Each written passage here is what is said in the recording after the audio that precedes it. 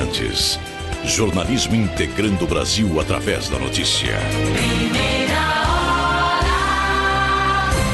Hora oficial do Brasil no horário de verão, 7 horas. Ano 51, edição número 183. Quinta-feira, 29 de novembro de 2012. Primeira hora, primeira notícia. Morre em São Paulo o jornalista Joelmir Betting. Ele estava internado desde o dia 22 de outubro para o tratamento de uma doença autoimune. O quadro clínico piorou no domingo depois de um acidente vascular encefálico hemorrágico. O corpo será velado no cemitério do Morumbi a partir das 8 horas. São 7 horas e 6 minutos. Repórter William Cury. 7 horas e 6 minutos, falamos do Hospital Albert Einstein, no Morumbi, na zona sul de São Paulo, onde faleceu às 1:45 da madrugada o jornalista Joelmir Betting. Ele estava internado desde o dia 22 de outubro para tratar uma doença autoimune, mas no último domingo, Joelmir sofreu um acidente vascular hemorrágico e foi levado para a UTI. Segundo os médicos, o quadro de saúde era grave e irreversível. A notícia do falecimento foi dada na Rádio Bandeirantes pelo filho dele, o também jornalista Mauro Betting, que comentava uma partida de futebol. Mauro conversou com os repórteres durante a madrugada aqui no Albert Einstein e disse que ficou contente com as demonstrações de carinho que chegaram de todos os cantos do país. Ele revelou ainda que o Palmeiras, time de coração do pai, preparou uma homenagem. De Ronaldo, Meligênio, discurso do Eduardo Suplicy, atletas do Palmeiras, e vai ter uma homenagem bacana agora no sábado.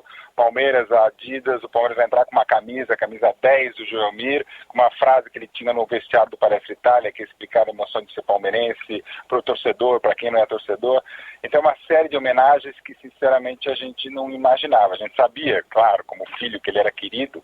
Agora não imaginava, porque assim, ele é o melhor jornalista que um pai pode ser, e para um filho jornalista é o melhor jornalista que eu gostaria de ter como pai. E é um cara que deixa uma imagem para todos nós inesquecível. Joelmir Betting nasceu em Tambaú, no interior de São Paulo, no dia 21 de dezembro de 1936 e faleceu na capital do estado em 29 de novembro de 2012. O corpo será velado entre 8 da manhã e 2 da tarde no cemitério do Morumbi.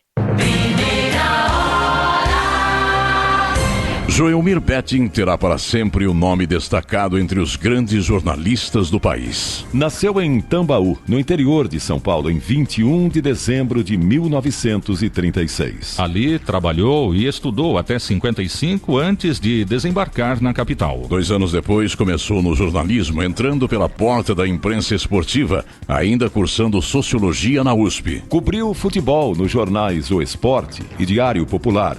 E na, então, Rádio Pan-Americana. E ao testemunhar uma jogada brilhante de Pelé no dia 5 de março de 61, Joelmir Betting teve uma ideia que jamais será esquecida. Aconteceu no segundo tempo de o Pelé pegar uma bola na área do Santos e acabar fazendo gol no Fluminense, do outro lado do Maracanã. Não ficou registrado, ninguém gravou aquilo, ninguém guardou aquilo. Voltando para São Paulo, eu pensei, por que o jornal não cria a memória desse gol, bota uma placa de bronze lá mesmo no Maracanã?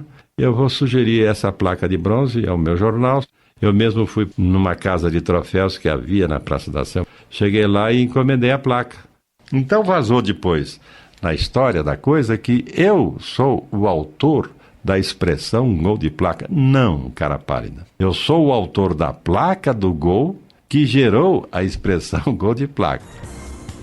Joelmir Betting fez história também como cronista esportivo, mas a carreira cobrindo futebol não durou muito. A decisão de mudar de ares veio depois de um jogo entre o time de coração contra o maior rival. Um dia fui fazer o Palmeiras e Corinthians no Pacaembu e, como torcedor patológico e patogênico que sou, né, na tribuna de imprensa do Pacaembu, o mandante era o Corinthians, e o Palmeiras em cima da hora faz um gol quase olímpico pelo Romero, cobrando uma falta na bandeira de córner, rasteira, a bola entra, e eu comecei a dar banana para a torcida do Corinthians. Quase fui linchado pelos corintianos que tentaram invadir a tribuna de imprensa. A caminho do jornal, cheguei lá, e a primeira coisa que eu escrevi não foi sobre o jogo, foi uma carta de demissão. De demissão do jornal e demissão da profissão. O jornal não quis aceitar, mas no dia seguinte já não apareci mais lá, nunca mais voltei. Em 62, formado na Universidade de São Paulo, Joelmir Betting trocou o jornalismo esportivo pelo econômico. Inicialmente foi redator de estudos para projetos desenvolvidos por uma consultoria. Depois, já na Folha de São Paulo, lançou uma editoria de automóveis no caderno de classificados. Em 68, foi nomeado para o cargo de editor de economia e, a partir de então, desenvolveu o estilo que os consagrou. Na verdade, eu mais 2 colegas, o Aloysio Biondi, por exemplo, topou a ideia. Vamos tentar trabalhar numa editoria de economia para o entendimento do grande público. E eu aí parti por uma coluna diária, onde eu deveria estabelecer o padrão do texto. Como traduzir tudo isso para o entendimento de uma dona de casa. Então, se a minha mãe lê esse negócio, entender sobre câmbio, ou sobre trigo, ou sobre o Fundo Monetário Internacional, entender o que está sendo escrito, é por aí que a gente vai ter que desenvolver a coisa. E foi assim que a gente começou.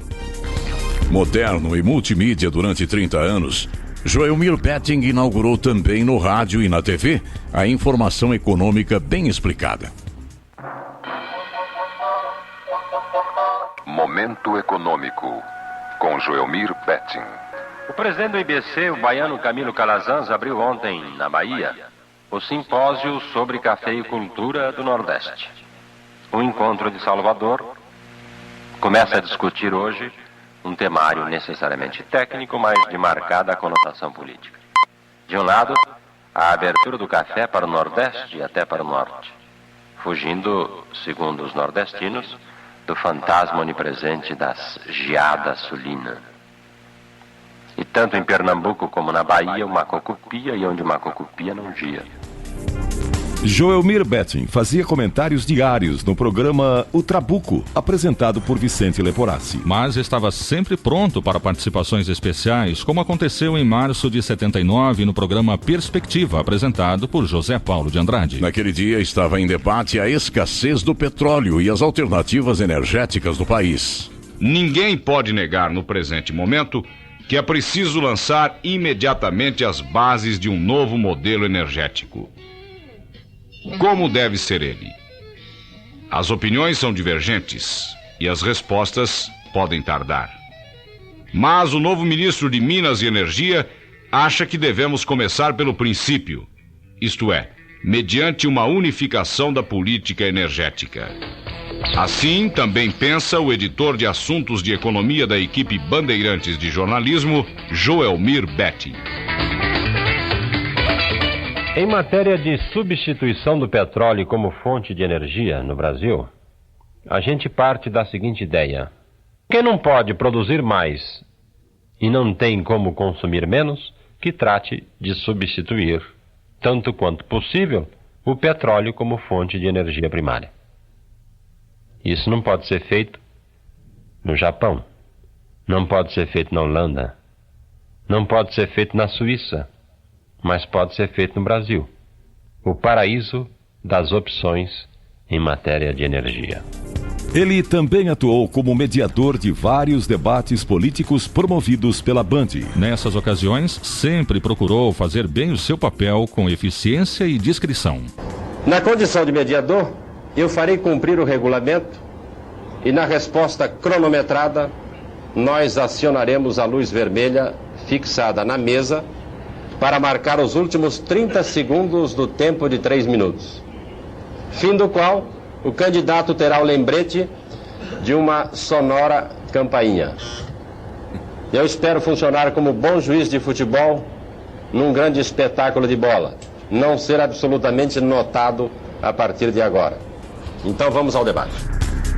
Um dos debates mais acalorados foi o de 1982 na campanha para o governo de São Paulo. O apresentador teve que amenizar os ânimos de Jânio Quadros e Franco Montoro. Caçados e caçadores, quem era o sem vergonha? Eu vou responder. Não tem resposta. O tempo está esgotado. Não tem resposta? Nós já estamos... Mandou calar a boca? Não, temos... Estamos com a Lei Falcão. Ele terá... Estamos com a Lei Falcão aí pela frente, por diferença de apenas 2 minutos, e teremos que dar a palavra final a cada... Na Band e na Rádio Bandeirantes, Joelmir costumava dizer, esteve sempre ao lado de amigos. O seu João era quase um pai meu, ele que me trouxe para cá.